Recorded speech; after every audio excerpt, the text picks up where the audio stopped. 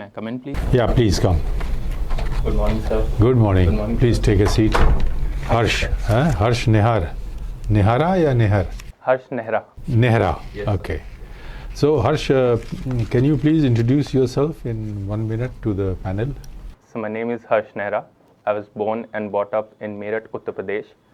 I've done my graduation from Meerut College, Chaudhry Charan Singh University in 2023. Currently, I'm preparing for UPSC. Some of my interests include geoguessing, strength training, and I also have an interest in wildlife documentaries, particularly great apes. Great apes. Yes, sir. Very nice, very nice. Okay, Harsh, you are rather very young to have cracked this. In fact, this is your second interview. Yes, sir. Very well done, excellent. How did you do in the first time? How much you got?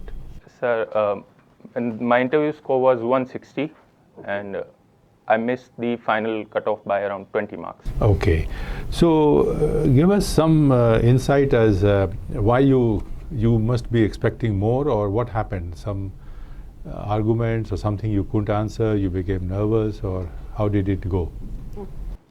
Sir, from my analysis, I think nervousness did have a part to play in that. I fumbled a bit. Then I might not have articulated my arguments well. So these might be the reasons why I got less marks in the last personality test, and I have worked upon my weak areas this time. How? We would like to know.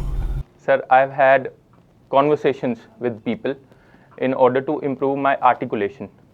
Last year I was a bit introvert and I wasn't used to much talking. And I've also started reading and knowing more about myself and the world around me, so that my awareness is much more. So this is how I've tried to improve my personality this time. Very good, very good. You studied in Meerut, right? But your Delhi center was Delhi. Yes, sir. Was there any other option also for you to? No, sir. Closest was Delhi only. Okay. And the recent improvement in the, what is that called, the rail network between Delhi and Meerut, what is it called? The RRTS, Regional Rapid Transit System. Are you using it? Yes, sir. Happy about it? How many hours Meerut to Delhi? So 40 minutes. Wow, fantastic. Earlier? So earlier it used to 1.5 to 2 hours depending on the traffic. So Meerut is becoming a close suburb, or Yes, sir, it is. all right. Meerut is also famous for Chaudhry Charan Singh University. Yes, sir. Did he receive Padma Bharat Ratna? Yes, sir. Chaudhry Charan Singh ji did receive Bharat. Which year, roughly? So it was either 24 or 2023. I'm not exactly sure. Okay, all right, no problem. Now, what is his contribution to the overall India's political system? You have some idea? Could you share in what way he contributed or he did not? Sir, Honorable Chaudhry Charan Singh ji was an advocate of the land reforms, and he had great role to play in the land reforms in Uttar Pradesh. Further, he was also in favor of rural development, that we should focus on the rural parts of our country. Further, he also promoted cooperative movements in Uttar Pradesh, and he was also, I would say that he was among the pioneers who decided that, okay, there is one dominant party right now, and there should be other voices as well in the administration. Good. Land reforms you mentioned, which is very, very important. You studied anthropology, and generally it will be one of your important functions in IAS. If I ask you, if West Bengal, which is said to have done great land reforms, if the scale is 100 for West Bengal, how much would you give to UP? You understand my question? I'm comparing with the scale of 100 to West Bengal. Where would you give the score to UP? Sir, I'm not aware of the exact facts about the land reforms in UP. However, I do see that there are some problems in UP right now which could have been addressed better. There is regional disparity in terms of land holdings. Yeah. So that is one thing that could have been done better. Again, I would say that still many of the farmers own land way above the ceiling.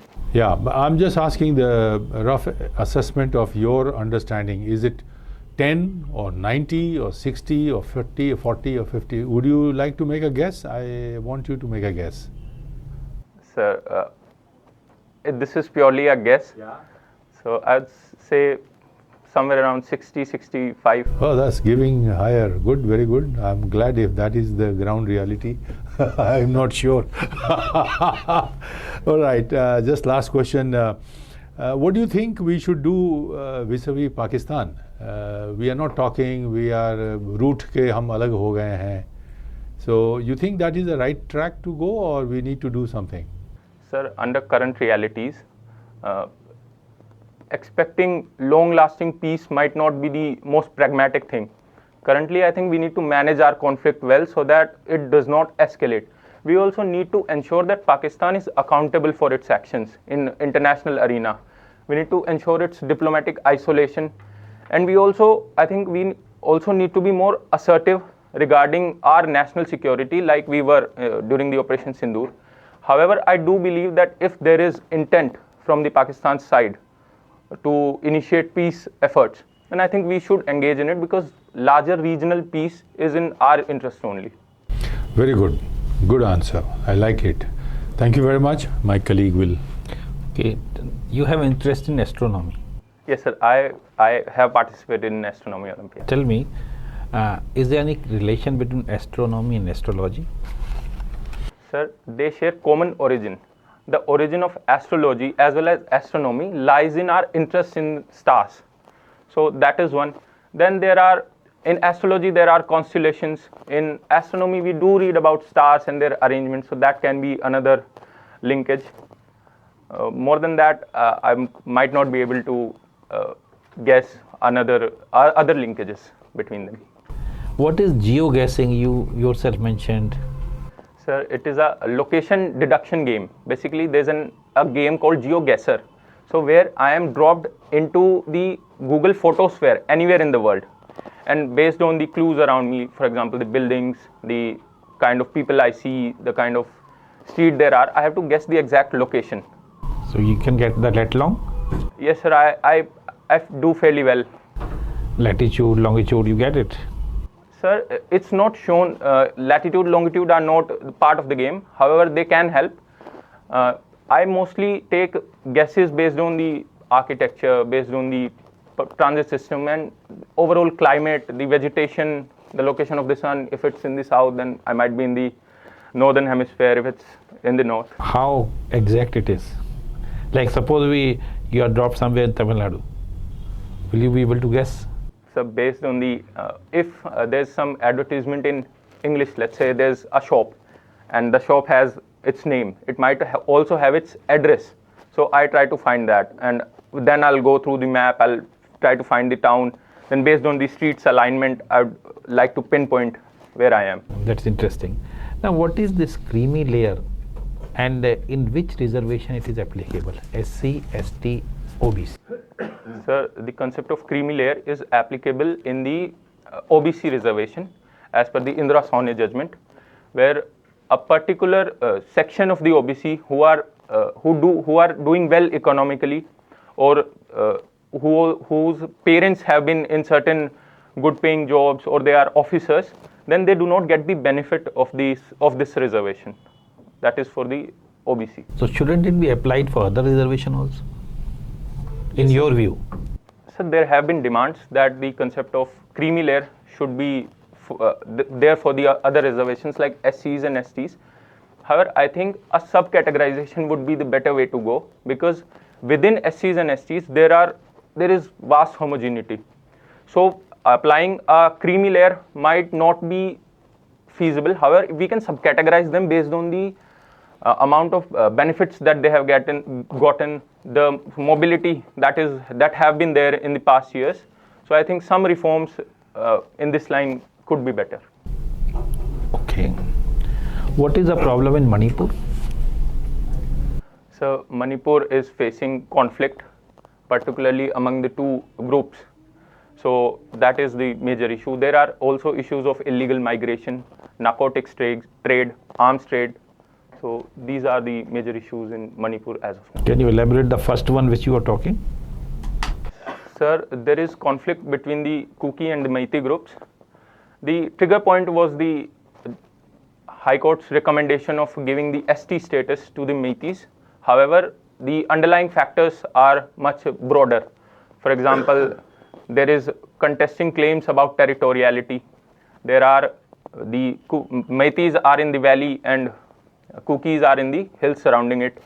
Then there is, I think, some form of competition as well among the groups. Then there is some claim that particular group is facilitating narcotics or illegal immigration into the region in order to change the demography. So these have been the contesting reasons why they're. Okay, my last question is, what is the difference between terrorism and insurgency?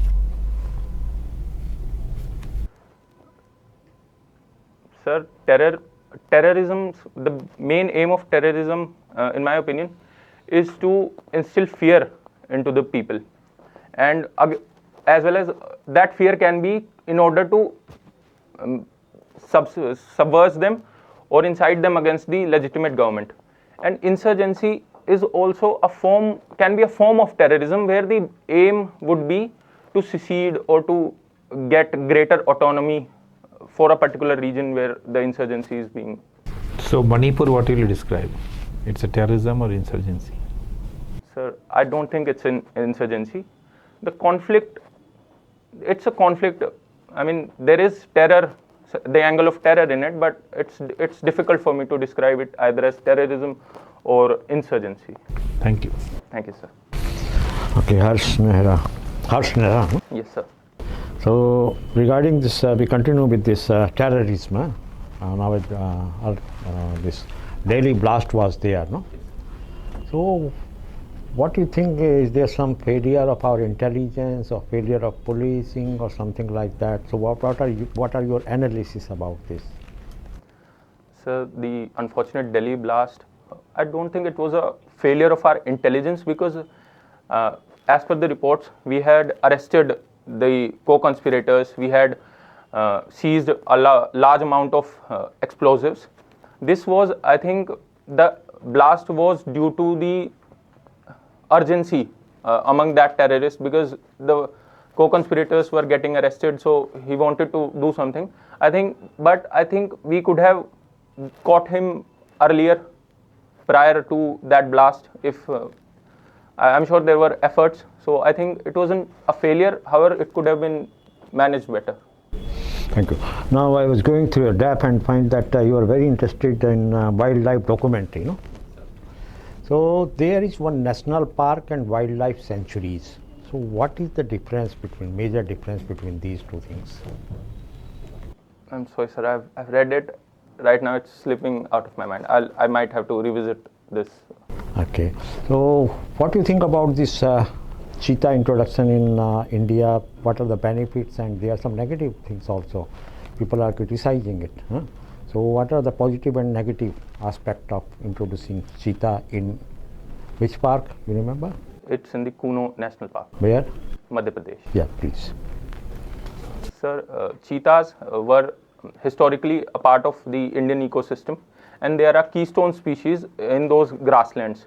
Their extinction led to the disruption of predator-prey dynamics in these regions.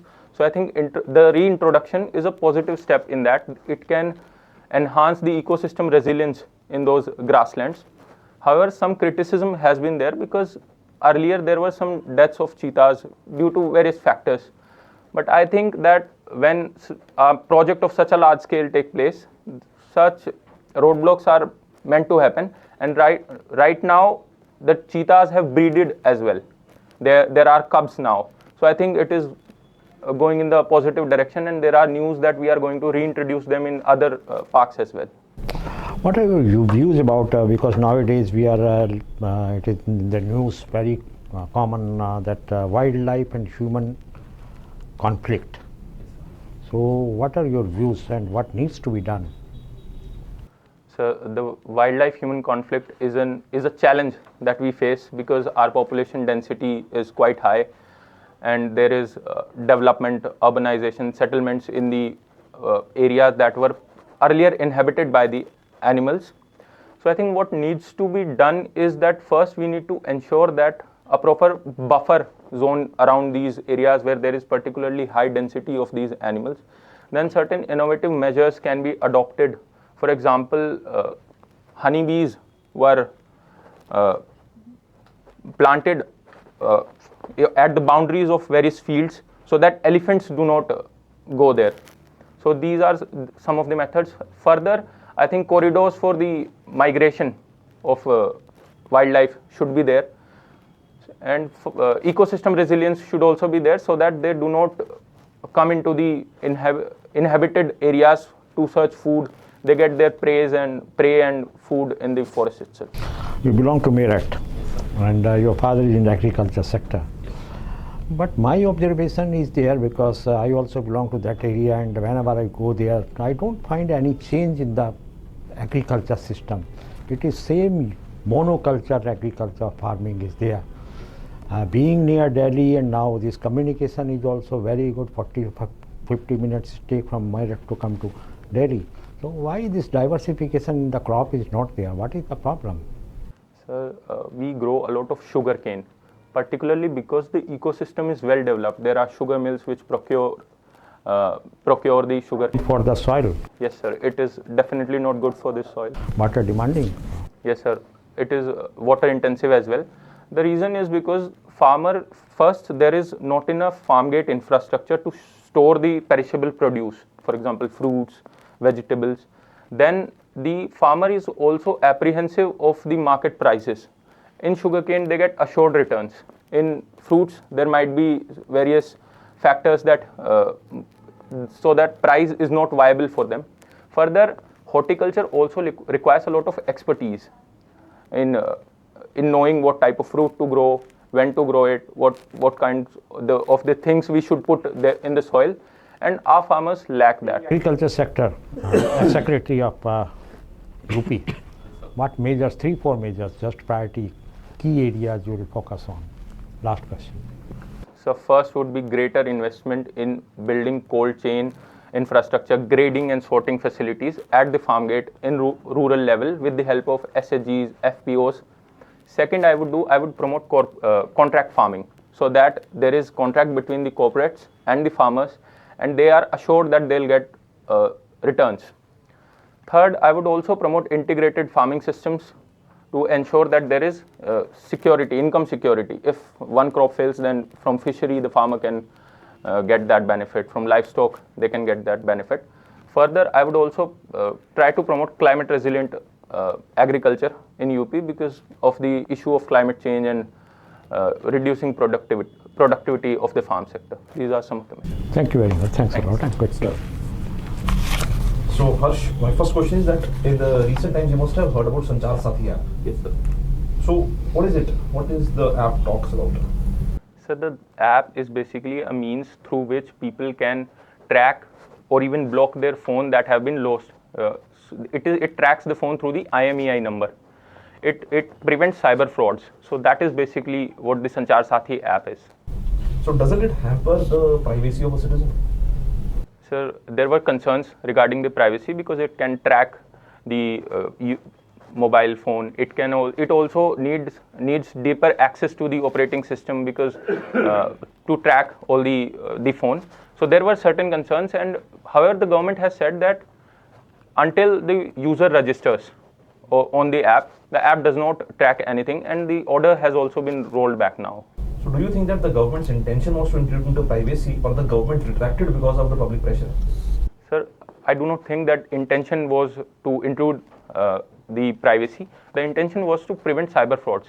However, greater consultation could have with the industry and the other stakeholders could have been there to prevent this frenzy that there is going to be privacy intrusion. So your option is anthropology. So what made you, what was your choice, or what was the reason behind choosing anthropology as an option? Sir, the reasons were very practical. First, there was some overlap between biology and the physical anthropology part. Second, it is a scoring subject, and I have scored good in it. So that was my second reason. And the third reason was the ample resources, topers guidance was available for this subject, and it was also interesting because reading about marriage, kinship systems, tribals, I had not read that, and I thought that I would be reading something new. So, coming out of your anthropology, so you've read about race and ethnicity, right? Yes, sir. So, what is the difference between race and ethnicity? Race, pure races do not exist. However, race is a biological concept, while ethnicity is a socio-cultural concept. Ethnicity depends on the perception of people who they consider similar in their ethnicity.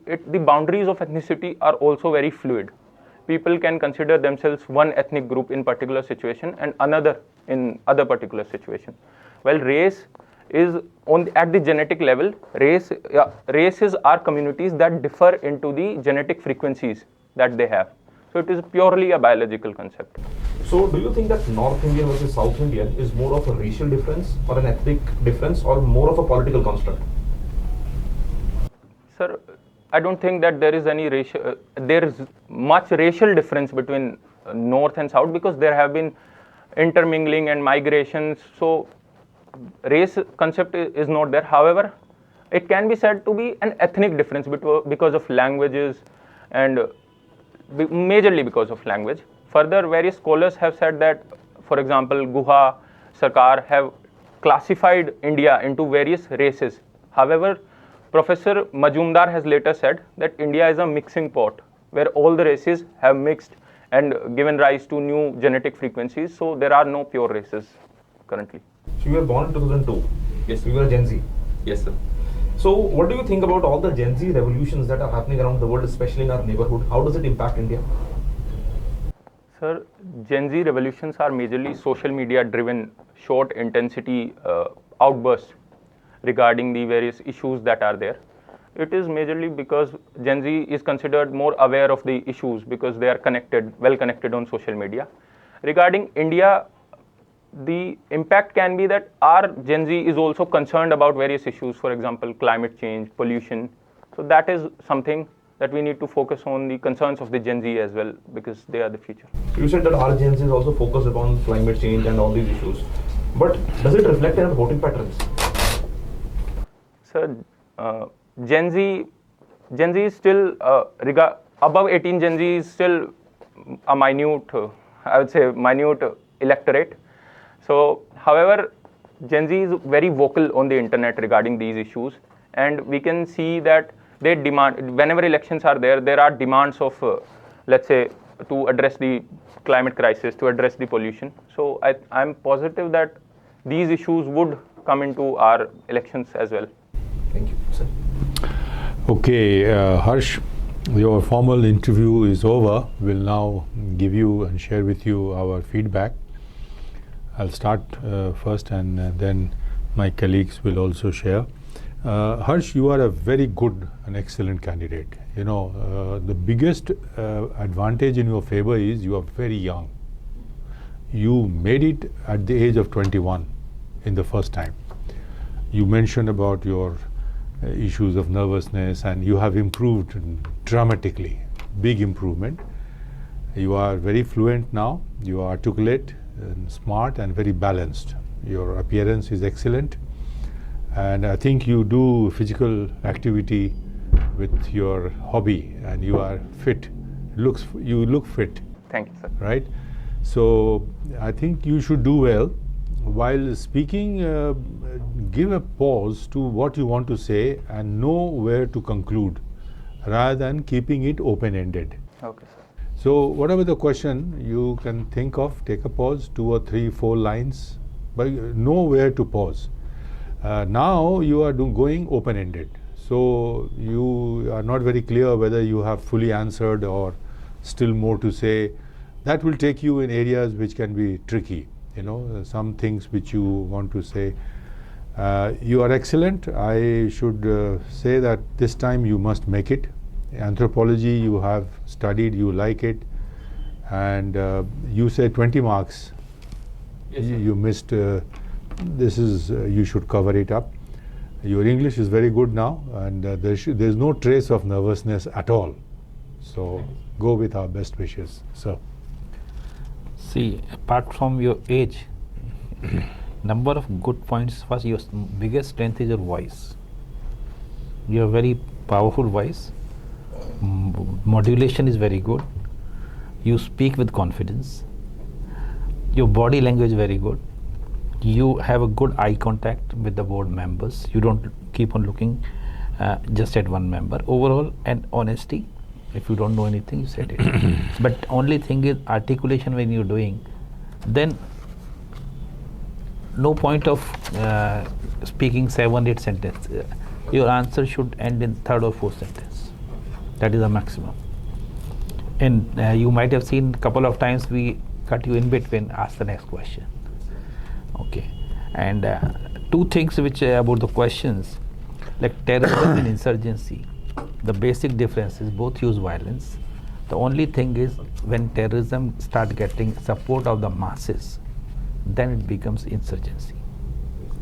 And Northeast, by and large, it is insurgency.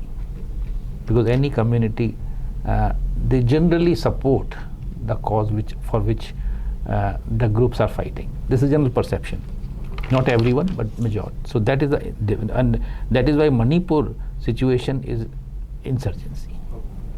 Because you said you're not sure about it. And otherwise, see, English is not the first language for any of us. You speak with confidence, that's good. I think this phrase you use many times. I think every second sentence, I think. If you can avoid it, it will be good. Okay. Because that gives a slight impression that you are not sure about it. Okay. Although you are sure, your voice is very powerful, but when you keep on using it, somewhere the message goes that you are not sure. Otherwise, you are a very powerful candidate. My best wishes for you. Thank you, sir. You are one of the best candidates I have interviewed. Thank you, sir. And the only suggestion will be that be focused to the question. Don't try to elaborate. You must be knowing so many things, but time is also a factor. No? So maximum questions you face, good number you get. That's all. Right? Thank you very much. Thanks. So Just one suggestion, that when the question that I asked you about anthropology, so rather than doing name dropping that you have done in mains, so you now focus on the question that was asked, that whether it was a race construct, ethnic construct, or a political construct. Okay. You did not answer that. You gave what Goa said, what Professor Sarkar said. You focus on that rather than answer the question. Rest, sir, has already mentioned. All the best. Thank you, sir. no. When is your interview? 9th. Oh wow! So just a few days. Anything you like to ask or share or give? Sir, I don't have much to ask. Okay. I think you have pointed out the flaws well, so I'd work on that. All the best. Thank you, sir. All the best. Thank you, sir. Keep it up.